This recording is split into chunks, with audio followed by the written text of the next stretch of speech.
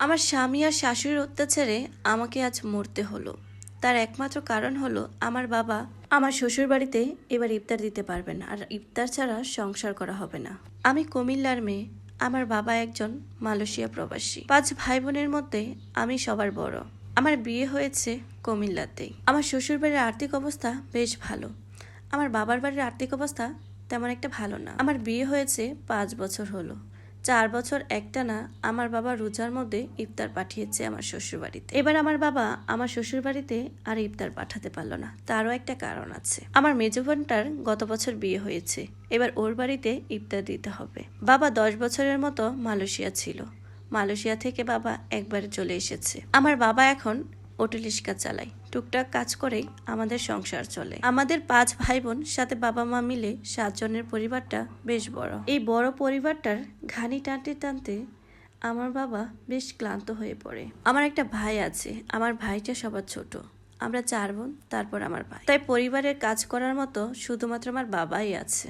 আমার শ্বশুর বাড়িতে আমার হাজবেন্ডরা 3 ভাই বোন, 2 ভাই 1 বোন। তার মধ্যে আমার হাজবেন্ড সবার বড়। আমার হাজবেন্ডের পরিবার মোটামুটি বেশ বড় লোক, তার আত্মীয় স্বজনরাও খুব বড় লোক। তাই তারা সবসময় কার বাড়িতে কি দিয়েছে সেটা নিয়ে বেশ সমালোচনা করে।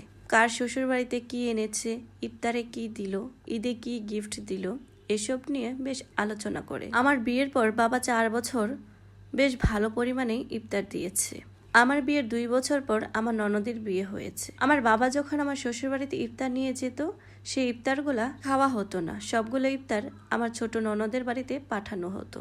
এবার আমার বাবা আমাকে বলেই দিয়েছে, তোমার বাড়িতে আমি আর এবার ইফতার নিয়ে যেতে পারবো না। আমার ছোট বোনটাকে বিয়ে দিয়েছি, ওর বাড়িতেও ইফতার দিতে হয়। 2 বাড়িতে মিলিয়ে আমি আর ইফতার দিয়ে উঠতে পারছি না। তুমি তো জানো মা, আমাদের সংসারটা কত কষ্ট করে আমি চালাই। আমিও আমার বাবার দিকটা বেশ বুঝতে পারছি। আমার বাবার জন্য আমার বড্ড কষ্ট হয়, কিন্তু কি করব, কিছুই করার নেই। আমার বিয়ে হয়ে গিয়েছে। আমার স্বামীর বাড়ি থেকে আমার বাবাকে আমি একটা টাকা পয়সা দিয়েও কখনোই সাহায্য করতে পারিনি। বরঞ্চ প্রত্যেক ঈদ আসলে আমার বাবা ইফতার দেওয়া, তারপরে মার্কেট করা, সব মিলিয়ে আর অনেক টাকা খরচ হয় আমার বাবার। এসব ব্যাপারে আমার খুবই কষ্ট লাগে। আমি আমার স্বামীকে বললে উনি বলে, এটাই নিয়ম, তোমার বাবাকেও দিতে হবে। বড় বাড়িতে মেয়ে বিয়ে দিয়েছে, না দিলে কি হবে?